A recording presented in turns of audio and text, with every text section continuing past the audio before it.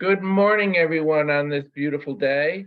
I can't even believe it's August 23rd. I can't, but my name is Steve Prophet, everyone, and it's great seeing many of our school leaders and facilitators and educators in this space as we conclude our summer series around some of our Talk Tuesdays that we've really focused on this summer around school culture and climate, data teams, attendance teams, and today, some real inclusive and equitable family engagement practices for our school districts to implement as we really strive our very best to engage as many of our students and having them in school. So we're so pleased with our leader of this major priority for the State Department of Ed, Kari Sullivan and Jay Brown here. But leading us in this session today will be Judy Carson and Dr. Farrell, who will share some of their practices and their strategies to really help support the field. So we look so forward to this session. We're here for an hour and we welcome you. Kari? Thank you, Steve. And trust me, it's a quick hour. So I see lots of familiar and friendly faces. I'm really happy to see all of you at the end of August. It's hard to believe that schools are starting very soon and lots of administrators are back in school for training and PD. But we're asking that you put into the chat if your name, role, district, or school, and your email address. The good news about this is next year, we're not going to have to do this. We're going to change things up with Talk Tuesday next year and ask everyone to register for Talk Tuesday. And we'll be be able to take attendance in a way, so we won't have to ask folks to do that. And so if you could do that for us one more time, it's really helped us track who's here at different sessions. So today's agenda, you heard from our partner, Steve Prophet. Thank you, Steve. And I'm going to go over what's new at CSDE and our partners.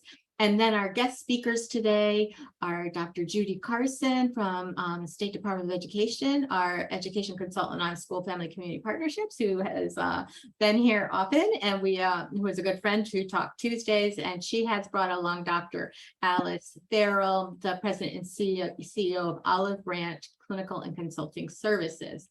And they're going to talk about equitable and inclusive partnerships with families to support student attendance and engagement. And then we're going to talk about what's coming up this year for Talk Tuesdays and other attendance events. So next slide, please. Oh, that one kind of ran off the slide a little bit when I was typing. So every Talk Tuesday, I show you what has been added to the Superintendent's Digest. This is where everything that goes out to superintendents is added every week. And so we have a survey on vacancies has gone out to superintendents. Everybody knows that there are vacancies in lots of different positions. And so the Department of Ed is doing a survey with our school districts. It's actually due tomorrow so that we can get a handle and be of assistance with that. We launched into a new school year. We outlined our priorities for 22-23 last year with the commissioners meeting with superintendents to kick off the school year. And I have another slide on that coming up with more information. COVID-19 self-test kit, there's an ordering process. If you are working in school health at your district, you may be involved with that. I'm not sure you're involved with the minimum budget requirement form, but here it is. If you are, we all wear many hats in districts, so I try and put everything here. There's another notice about requesting COVID-19 tests. Now this is exciting. I did put this up here last Talk Tuesday, is the pre-K to 12 school staff appreciation digital backpack of discounts. I saw that there's only about 8 or 9 days left to use this, so you can go on there and find links for all kinds of things to get discounts. Anyone who works in education can do that with your ID. There's safe return to in-person instruction and continuity of service plans. And then there's many of you have heard of the Devereaux Student Strengths Assessment System. We call it the DESA. There are information sessions coming up in September, the 13th and the 16th. So there's a link there to find out how to register for those sessions. This will be our second year with districts going through Devereaux training. And I think this is an opportunity for more districts to get involved with that.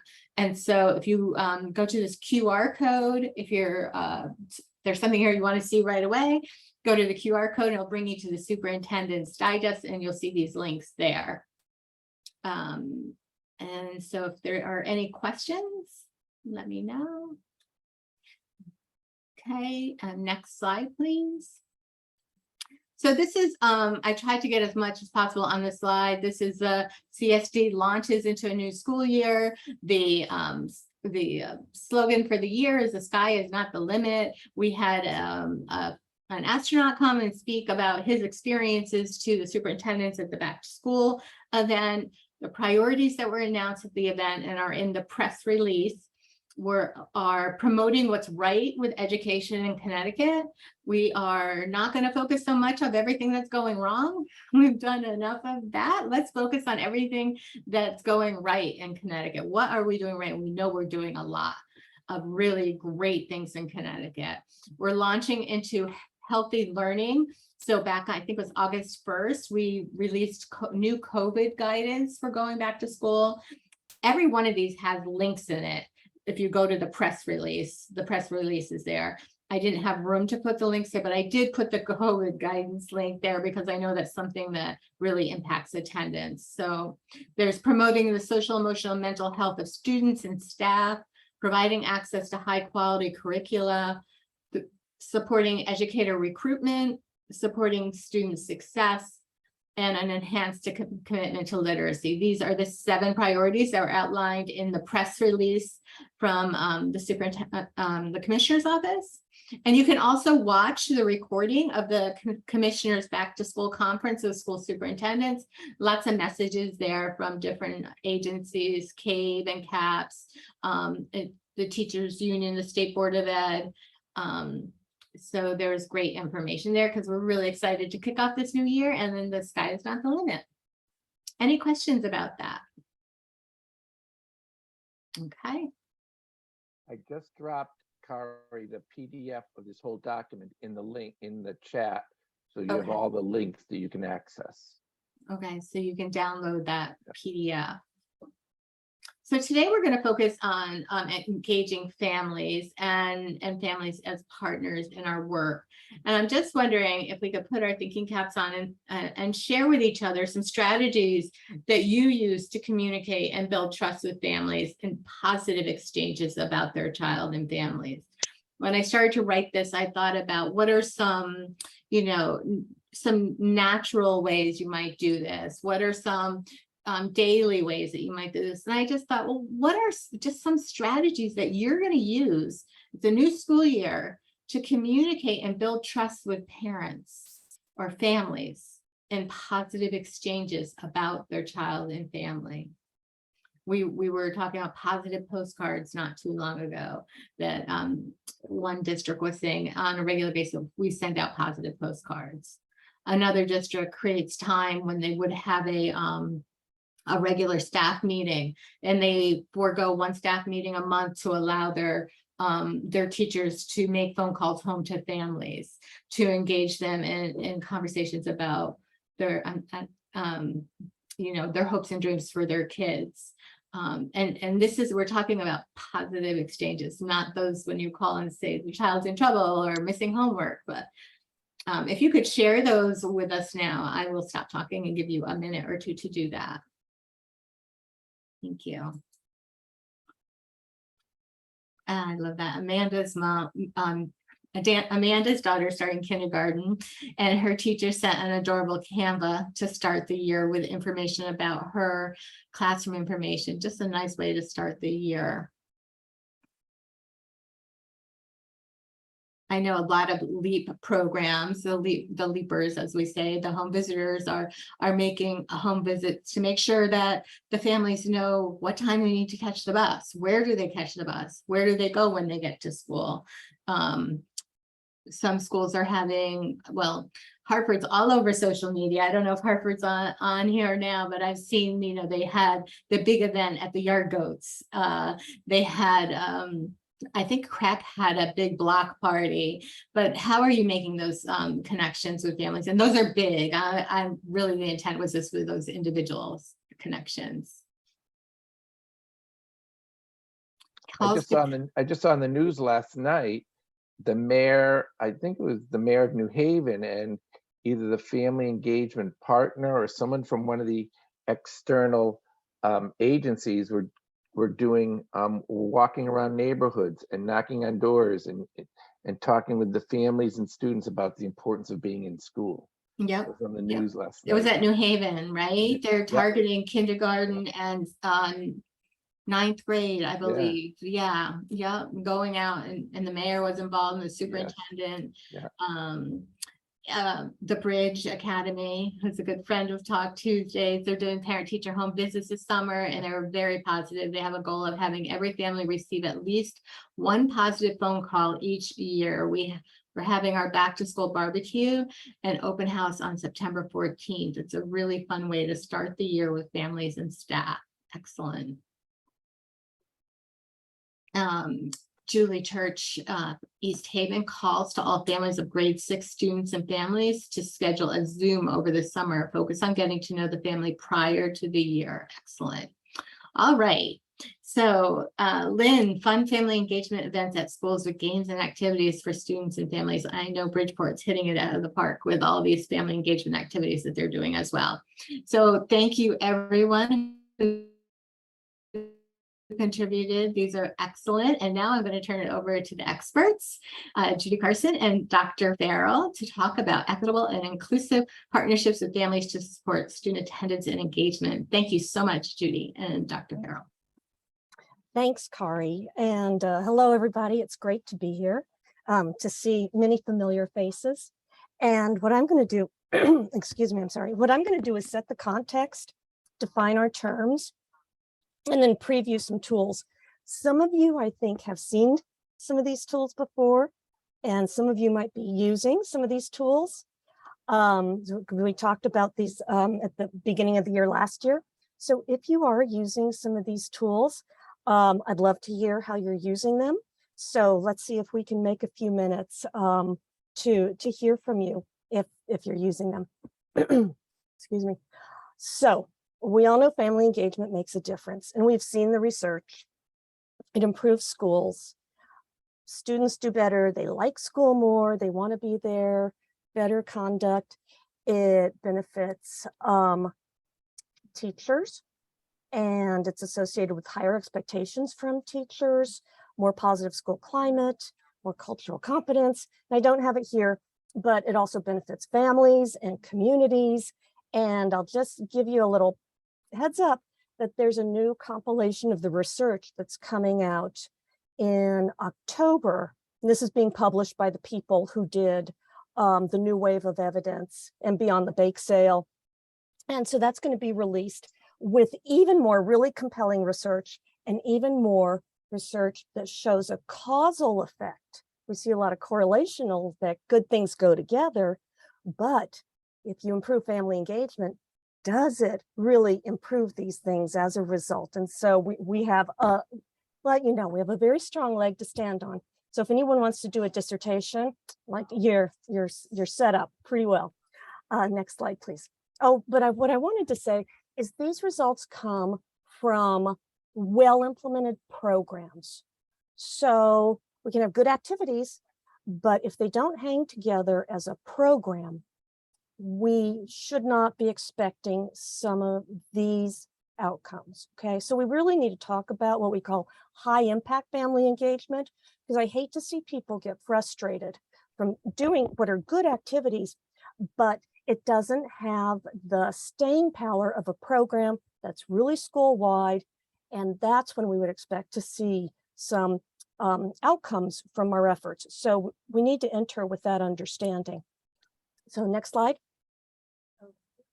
So many of you know and love our definition of family engagement. I do always throw this in because some people don't know yet. We're still getting the word out. And we talk about a full, equal, and equitable partnership. And for those who haven't seen this before, this definition came from families themselves. So we spent a year talking with a couple of hundred families as well as educators. And this is what really floated to the top. And that idea of partnership, and I know Dr. Farrell's going to follow up on this. Families did not like the word involvement, and they did not like the word engagement, because both of those seem to have a little bit of a top-down effect. So partnership was really more about equal status. People might have different roles, but they have equal status at the table.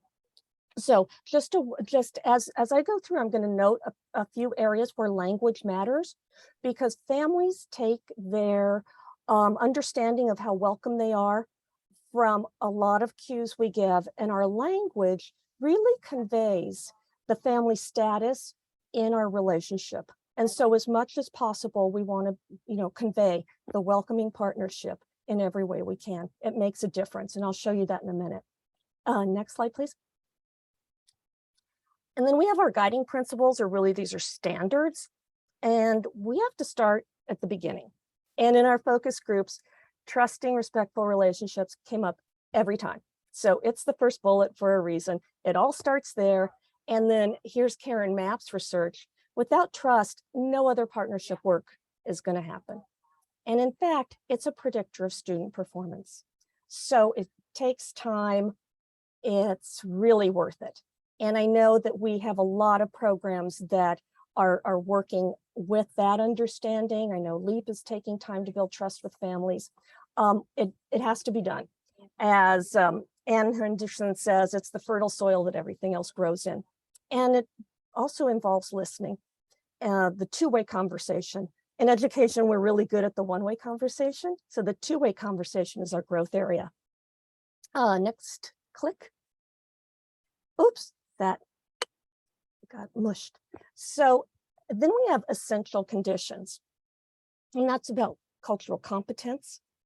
And can we co-develop that with our families and learn from them about the culture, not only culture with a big C, but also culture with a little c, culture in their family. And so that's where that two-way conversation, bringing us closer together, creating a relationship, and then seeing parents as assets and effective leaders for their children. And again, mentioning language, I really apologize for my voice. We're going to fix this in post-production, right, guys? Mhm. Thanks. I want to just go back for a second, language. I'm so sorry. If I had my way, I would ban the term hard to reach. It would never be allowed. It would never be used. It wouldn't even cross people's minds to use that term hard to reach, because we've already set the stage for who's not doing their share, right? The family, they're not doing what we expect them to do in this relationship. And it's not a good place for growth in relationships. And so I think seeing parents as leaders, seeing parents as assets, seeing parents' strengths, just like we try to do with every learner, I think that's a really important piece. And for those of you who do professional development and work with your schools and district staff, there are some activities that we can do that bring this forward for people. So if you want to see that, get in touch with me. We don't have time to go through activities today, but that headset is a really important conversation to have. Next slide. So once we have our foundation and we've used those essential standards, then we can start linking to learning. And I love linking to learning. That's where my passion is. But without a relationship, that's going nowhere. So once we have the relationship, then we're in a collaboration. And then what do parents want? How is my child doing? How can I help? So they want to know what learning looks like. They want information about what's happening now and what's coming up, not what happened in the past. And then engaging students is really important. And at every level, we know students are the most consistent messengers between home and school. And they color the relationship for sure. If my son came home and he said the teacher liked him, I like the teacher. We're already getting off on a good foot, right? So it is very important. And we've been working with some high schools, and friends from the Bridge Academy in Bridgeport. That was one of the high schools we worked with. and they did focus groups with their students. And we heard from students, we asked them, how do you want your family and the school to connect? And they told us, they gave us some great ideas. They said, when there's a problem, come to us first and let's see if we can solve it, then go to my family. And that's a very mature response for a high school student. They want to be agents of their own learning. They also said, don't only call home when something bad happens, call home when something good happens too. And so you see that little continuum on the bottom. We have to focus on that left side of the continuum, but we're always weaving in our goal of getting to student learning. Because if we have a relationship that's not anchored in student learning, we've missed the opportunity. So next slide, please. So speaking of phone calls home. So this is a forever. We talk about doing the positive phone calls. I want to ask people, if you're a parent, would you put in the chat, have you ever received a positive phone call? If so, what grade level? And I'll start you out. In my son's K-12 career, I received one. And it was from one of his ninth grade teachers. And I'll tell you, caught me totally off guard, just as they say. So one over 13 years. Okay, here we go. One in 8th grade once. Okay, another one call in 7th grade. And you still remember that teacher. See what a difference it makes? 4 kids, 20 years in Stanford, and one call. Yes. Oh, and then Yalitza got 2. 1st grade and 9th grade. Well, Yalitza, you win, I think. That's the most of the whole group. 2. Once in high school. Yeah. Interesting that high school, right? Boy, and I tell you, I love that teacher that called. And it made all the difference. So we talk about this, don't we? Continually. Oh, communication. Yeah.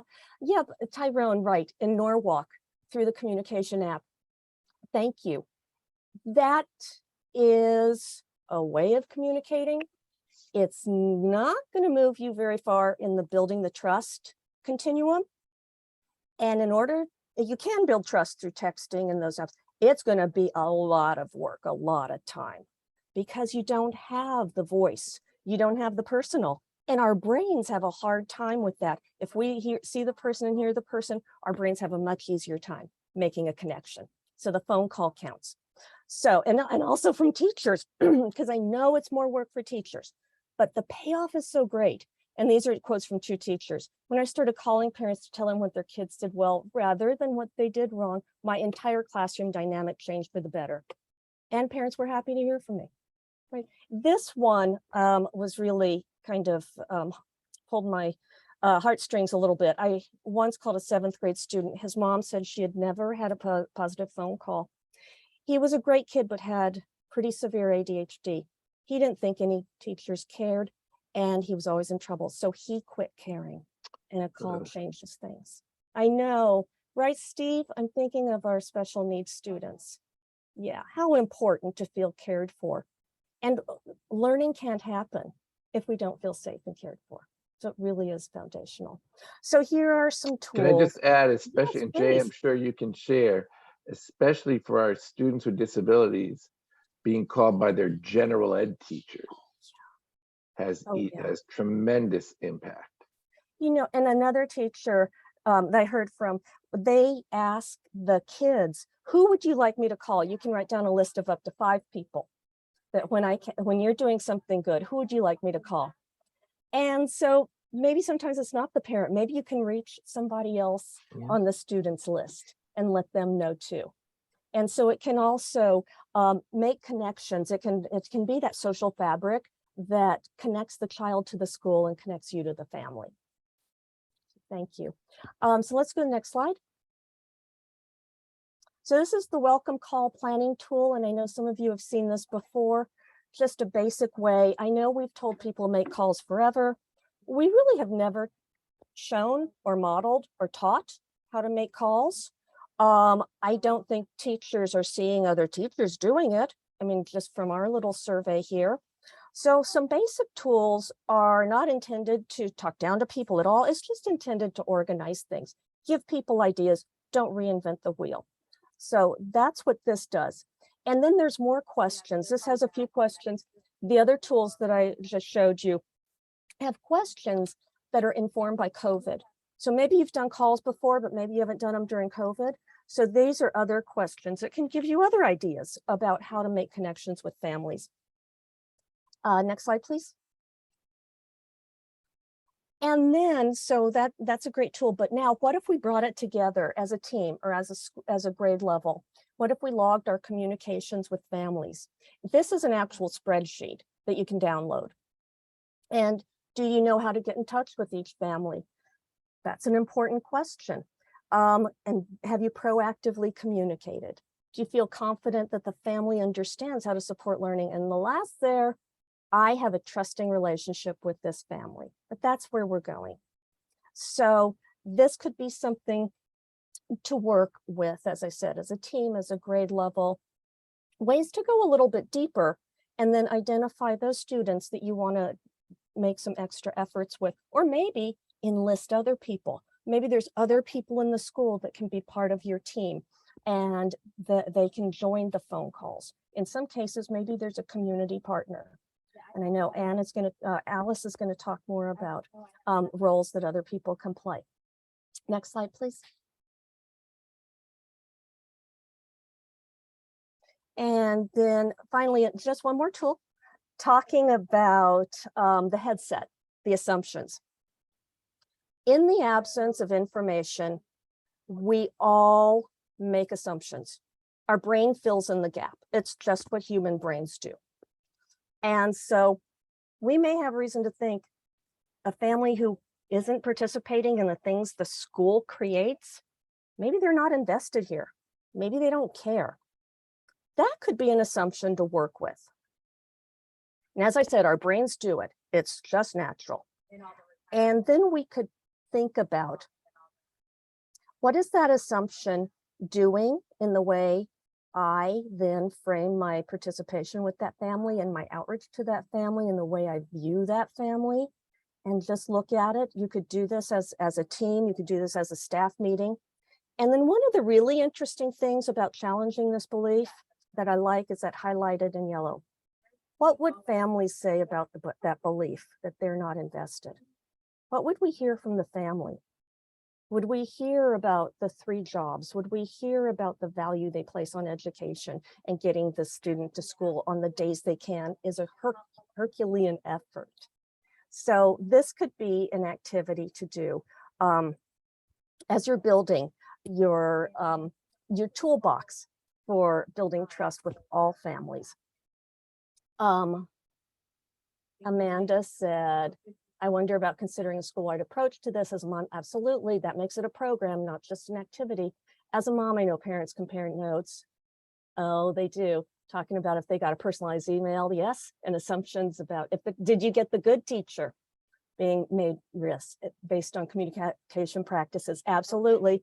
Did my kid get the good teacher? Also, I'll tell you the truth, when I called the school sometimes, I was hoping to get the good secretary, the one that was nice, right? So your front office has a lot to do with this too, and that's part of the school-wide approach. Absolutely. If anybody else is using these tools and wants to say a quick word about how they use it, you can raise your hand. Maybe we could do that.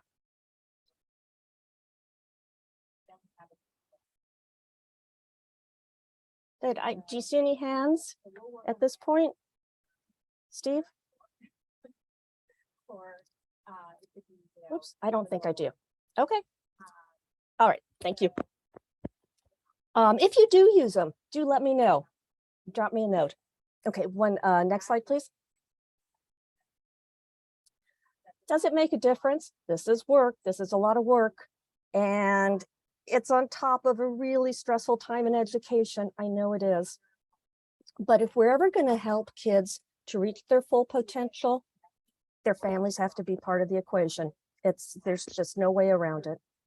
So Let's look at it from the parents' point of view. Why do parents get involved with their child's school? It's a good question. Parents are really busy. There's a lot going on. I know I have a lot on Netflix that I need to get to, right? So why am I going to go get involved with the school? There's 3 reasons parents get involved. Their beliefs about parenting, what they think a good parent does, how confident they are, if they think good things are going to come out of their involvement, or if they feel like, no, their involvement probably won't result in very good things, or how inviting the school is. So of these 3, which one can trump the other 2? Any guesses? Well, if you guessed school invitingness with the big yellow box around it, you got it. You win. We should have prizes. School climate. So the invitingness is part of the climate. The invitingness is actual activity, actual things. People actually have to do things, and that comes out of the school climate, absolutely. What's inviting? Is a flyer inviting?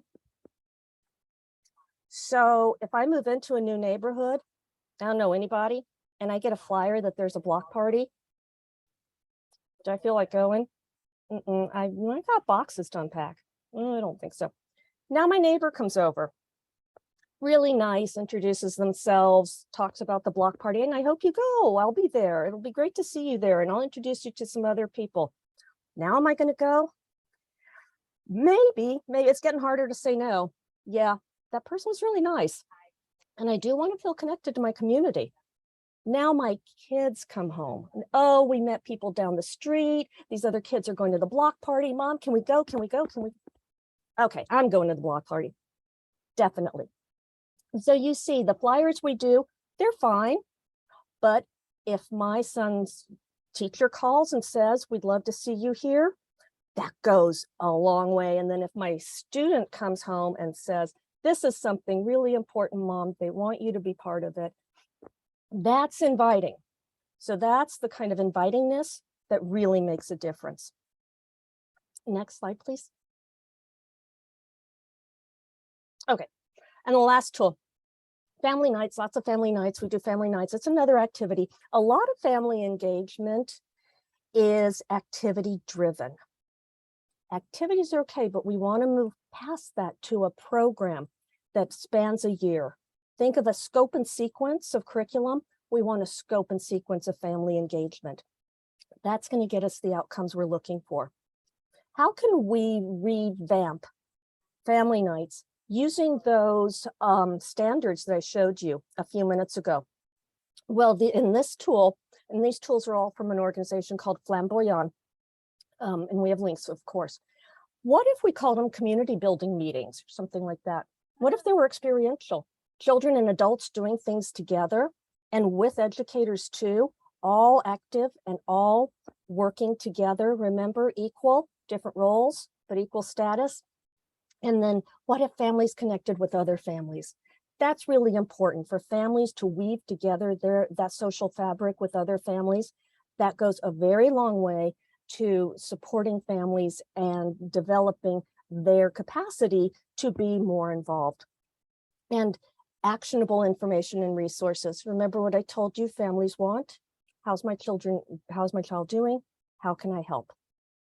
And consider what it's like from the family's point of view. And then what are some ideas? Boy, this, as we learned in our high school project, Power School and all of that, man, it is not understood across the board, that's for sure. A lot of gaps there. What if that was a back to school activity or a community building event? Do people really understand how our tools work? And then who plans these events? Can we elevate parent leadership? Can we co-create these events? And can we enlist parents as advocates and ambassadors with other families? So it's a way to use the guiding principles or the standards and take something we're already doing and tweak it. And it's much more likely to be a high impact activity. Next slide.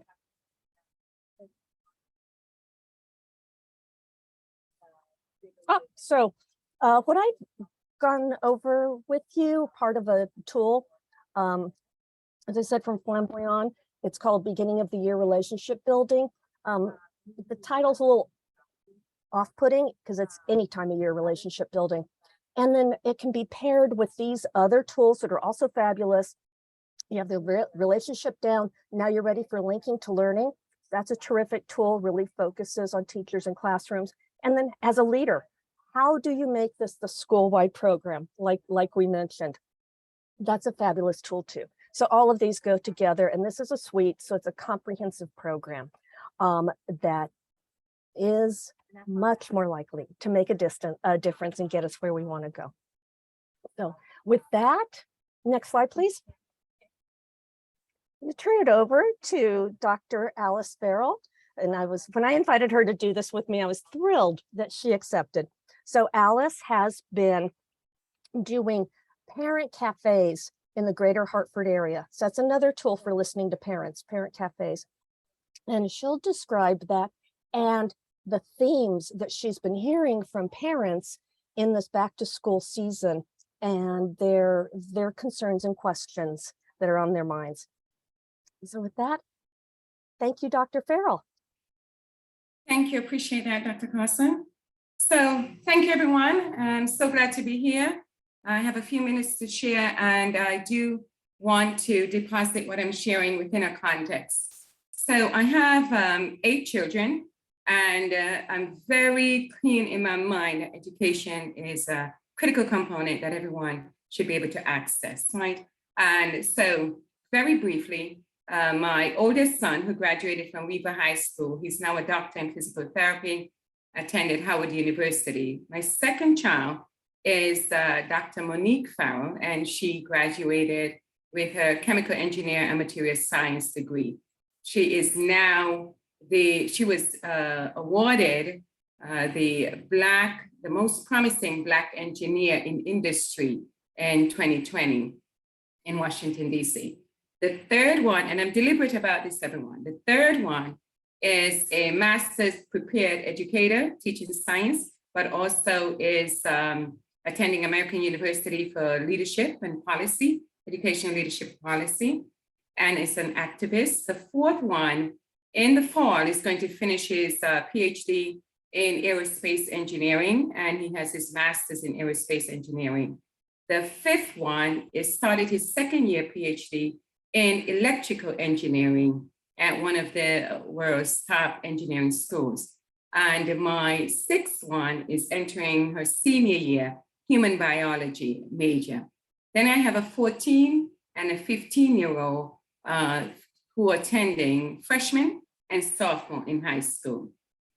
The reason I share that is to let you know that engagement, connection to school, having an understanding of the key components that make for success is part of my makeup.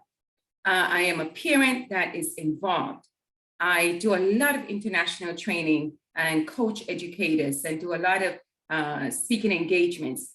So I'm going to speak from the position of, if we knew all that Dr. Carson already shared with us, right? If we knew that already, what is preventing us in doing the best practices? So if we could take just a minute and put in the chat for me, what do you think is preventing educators, staff, school individuals from creating those climates and having the culture that is inviting for the parents? What is preventing that level of engagement that Dr. Carson spoke about? You can share from your perspective, but you can also put what you've heard from others. Let's just put those in the chat, please. I'm inviting you to just share. What is preventing? Imagine some of this Dr. Carson said you all have seen and heard from last year, right? This is not new. Every year we're doing things around engagement. So what's stopping?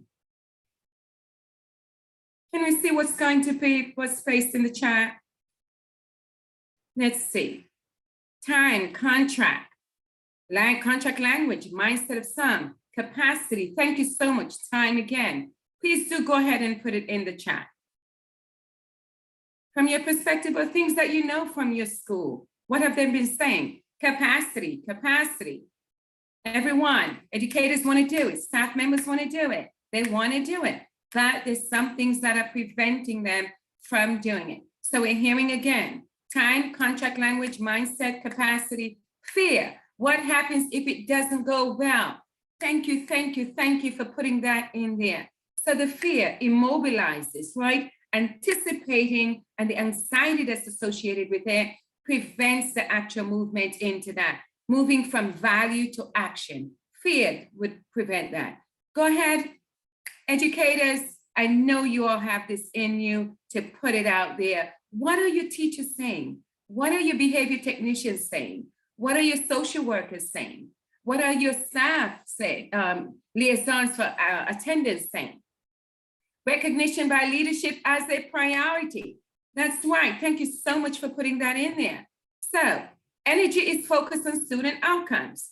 Everyone, thank you. Just go ahead and plug them in there because we don't want this to be a moment where I'm just going to share with you what you already know, right? I want us to really center ourselves about the fact that we know a lot of it, we're just not able to do it for various reasons, right? So now what I'm going to do is I'm going to go ahead and I am going to share my screen.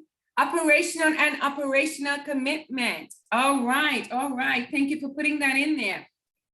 So when we think about structure, infrastructure, support, all of the different aspects that everyone is sharing right here, that is going to negatively affect student outcomes because Dr. Carson already said that by research, the connection, family partnership, homeschool partnership results in success. It's an indicator for success.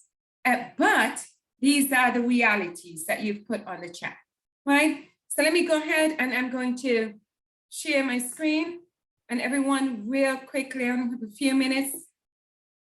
The work I do is within a framework. I can't go through the framework, but I want you to think about the authentic relationship and partnership across the board, right? When we think about the families that you're going to have coming into your schools at this point, we must think pretty much broadly as well as from a granular standpoint. So you want to be thinking about cultural humility, cultural curiosity, responsiveness. You want to think about the social determinants of the drivers of health. We can't think education is over here and all of the social determinants are over there and someone is going to address them. There's a need for us to think from that standpoint. Think about intellectual humility. This is absolutely necessary so that parents can really feel that they are welcomed and their language and how they speak and how they share is not going to be thought of as less than, right? We want to be able to think about the Maslow need hierarchy. When we think about research is telling us children cannot really focus in on their academic success when their basic needs are there. But when we get into the actual work, we neglect that aspect, right? And so we lose opportunities to actually engage with parents on that level where we can help them from a concrete, when we think about protective factors, thinking about concrete services, how we can support parents in that area. It allows for the building of the trust. This here is really thinking and talking about where you're actually schools.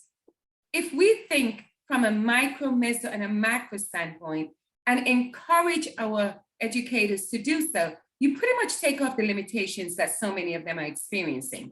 Because now they'll be thinking about the day-to-day, the small things that they can do, the miniature pieces, the engagement, the interaction, during a moment where a child is transitioning, just observing the transition that went so beautifully and just deciding to make that call about that transition for that particular child.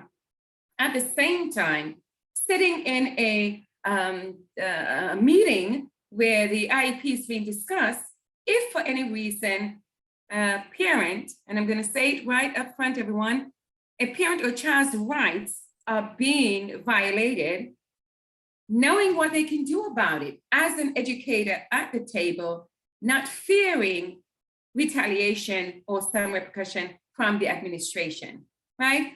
Parents sees this particular person stepping in, supporting, it builds trust, right? When it comes to this part of it, social emotional development, emotional intelligence, all of that, parents are saying they want to know how to meet their children where they are. What do they need to know about their social emotional development? How do you encourage a child to have perspective taking? How do you meet that child where they are from a temperament standpoint, from a personality standpoint, from a developmental standpoint, from an intellectual standpoint? How do I, as a parent, do that? Is there any training out there for that? Parents want training. If my child is on the spectrum and have to use the device, is there any parent training that can be provided? Is there an opportunity to draw down the service of parent training that comes along in an IEP if the parent is aware of it? I understood from an attorney on Saturday that some of the schools are not providing that parent training service within the IEP, and some do not know that is part of the law, right? But parents are asking for this. Parents are asking for there to be a recognition when we're thinking about what Dr. Carson said about that respectful communication, that communication that is not only about the negatives and the deficit aspect to their child, if you will, but the strengths, the aspirations, the dreams, the things that the child is doing well outside of any problem. One person said to me, when she called home to the home, the parents' immediate response is, I'm a good parent. What did I do? What did I do? Because that was what they were expecting to hear, some negative thing about themselves or their child. I'm going to quickly move everyone to this particular place. What are the parents coming in with? What are the children coming in with? Strengths. Dr. Carson mentioned this. We want to think strength-based, asset-based, right? Our parents, our children, they're coming in, they're caring teachers out there, they're gifted, they have aspiration, they're thrivers, they're diverse, they're smart, they are street smart, they are artistic, they have grit, they have growth mindset, they have effective support services. Some of them build their faith in different aspects. They're confident, loving family. While this is the case, some are going to come in with these items, everyone. And too often we focus in quickly on the reds and not think about family engagement. Hey, let me really dig into the strengths and the assets and the aspirations and the dreams through my communication. Let me build that in so I can validate, I can acknowledge, I can applaud, I can praise, I can recognize, so that when I have these red things that are also there, we have a space to jump off from, right? We have a platform. So some of the reds: adverse childhood experiences, housing instability. This is the reality of some of the families and children that we are going to be serving in Connecticut, right? Emotional dysregulation, hopelessness, friends murdered, many loss, rejection, grief, separation, hardcore death and dying experiences related to COVID-19, related to community violence, parental addiction and trauma, foster home experiences, toxicity within their immediate environment and within their communities. So some of the children are coming in, some of the families, these are the realities. Trusting relationship is critical, but some of the families are saying they don't trust educators. They don't trust the school system. If they open up to the school system, immediately a 136 or DCF referral is going to be made. That's the sense, that's the feeling that parents have, even though they may want to get the help that the educators are willing to provide. So, give you a quick example. Teachers, let's say a couple of students, they were not consistently going online on their laptop to get into classes.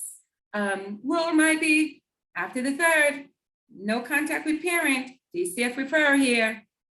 Parents, the particular staff member decide, no, I'm going to try again. I'm going to go and see what's going on. Make a long story short, it turned out they only had a personal laptop. There were 2 children in high school. The parent had a medical condition, significantly impaired her mobility, wasn't able to go to the school to get it, did not have the support system. Once this was realized, the staff member for the school immediately got into action, got the laptop, went and knocked at the door. The parent opened the door, invited the staff member in, and said to that person, the way you approached me yesterday, your attitude made me want to get up and open up for you and just invite you in. That would have been a 136, everyone. That would have been a referral to the Department of Children and Families, right? So let me just keep going.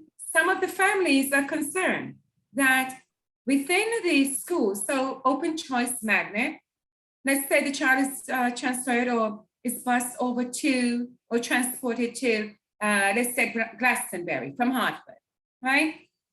Parent is there, but within the Glastonbury area, they're having some challenges, let's say, about, let's put it out as critical race theory, diversity, and biases, disparities, right? So there might be some contention, there might be some conflict around that.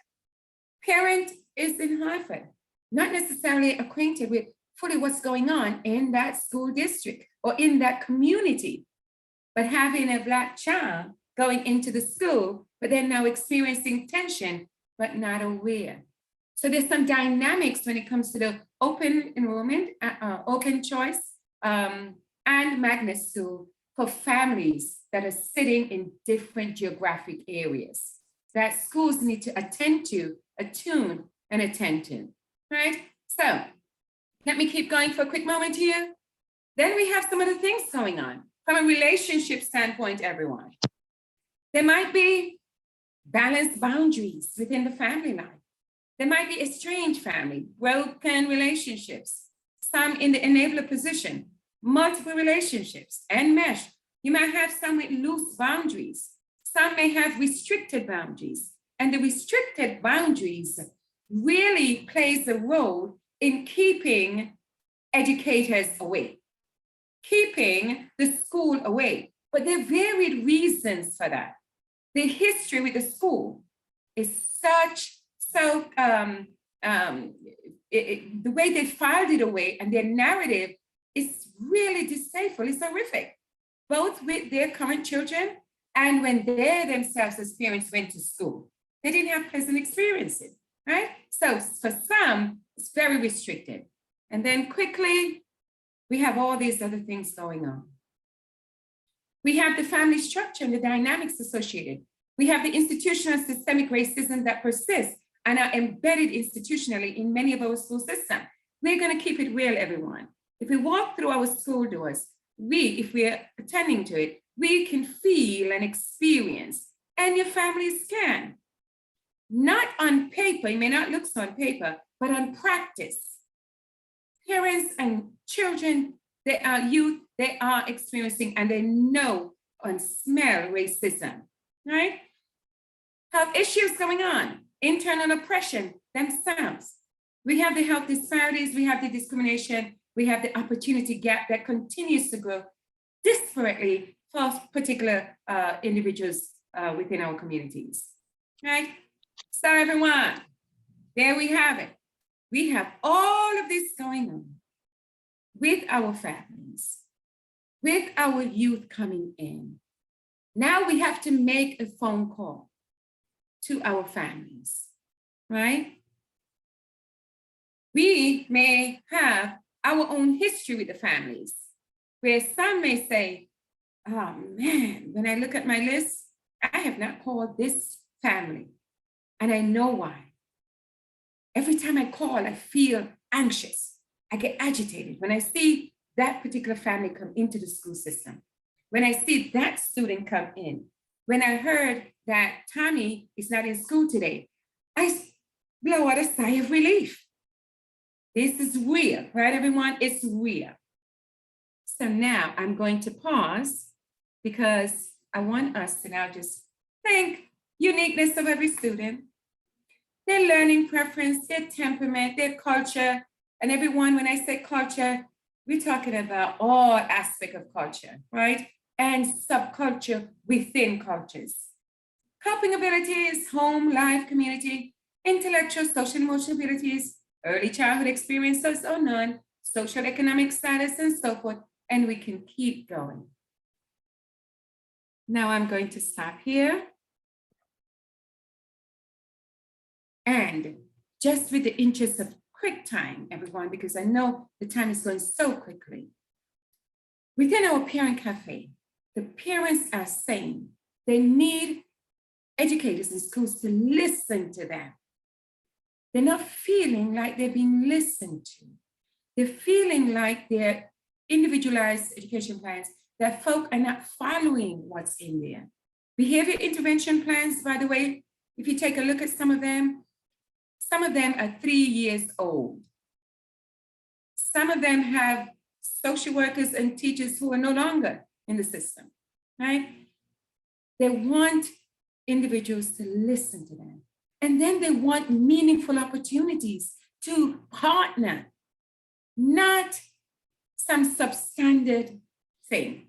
They want to know that they are valued and their thoughts and their ideas can be integrated to make shifts in policies and practices. They want to sit at the table. That's what they're sharing with us. They want us, they want schools to be able to say, let's train together. They want to be able to see, when I show them the principles, they wanted to see, well, how do I actually co-create lesson plans? Is that even a thing? How do we really, that thing that says co-design curricula, does that really happen? Can it really happen? And I'm saying, yes, it can. Partnership, radical revolutionary type partnership. So everyone, we only have a moment.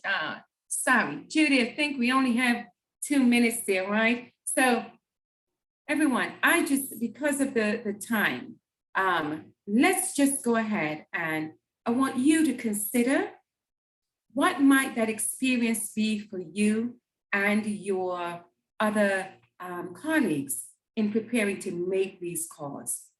Thinking and with empathy, with true deep love and care and compassion, decide to engage on a totally different level in a way that you've never done before. It's essential going through based on the experiences of families right now. I'm going to stop there, everyone. Thank you so much for letting me come and share just a few minutes.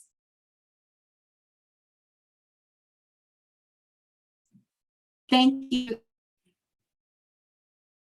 so much, Dr. Farrell. That was wonderful presentation and eye-opening. I wish we had more time. I know we would love to listen to you for a lot longer. That was amazing. We will be posting this presentation to our Talk Tuesday website so that will listen. We know that we have folks who go on and listen to this, and we'll share it with our Talk Tuesday audience and other audiences as well. But I do want to remind people that our 22-23 school year Talk Tuesday series will be starting up. We're not going to start until September 20th, because our first one would have been the day after Labor Day, and we wanted to just give everybody some breathing space and just welcome kids back to school, just focus on that. So our first Talk Tuesday of the next school year will be on September 20th at 10 a.m. Watch for a registration, because you will need to register just once for the year. Once you register, you'll be on the distribution list. There'll be a new Zoom link. You'll get reminders every week. And so you'll be able to save it to your calendar. So we'll be doing that with CERC. Our fall sessions focus on strategies that worked in 21-22. We're going to feature districts that improved attendance across their district or in a particular school with a particular grade or group of students. So we haven't, diving into the data, we know where there are some success stories and we want to bring those to you so you can learn from other districts. But I want to send a big heartfelt thank you to Dr. Judy Carson and Dr. Alice Farrell for these wonderful presentations, really fabulous. And I can't wait to share them with the others. And thank you to our organizers at CERC, Steve Profit and Lauren Jones, and my colleague Jay Brown. So thank you all. We are here if you have any questions. Good luck with the opening of school. I know you're all going to be, by the time that we meet next time, in the thick of it. And so take a deep breath, enjoy the last week or two, and we'll see you really soon. And Thank thank you on behalf of CERC. Thank you, Dr. Farrell, Judy Carson, for really leading today's presentation. Yeah. Very Much appreciated. Dr. Farrell, can you send those slides to Judy so that she can send them to me? I really liked your iceberg slides. That really was very, very telling.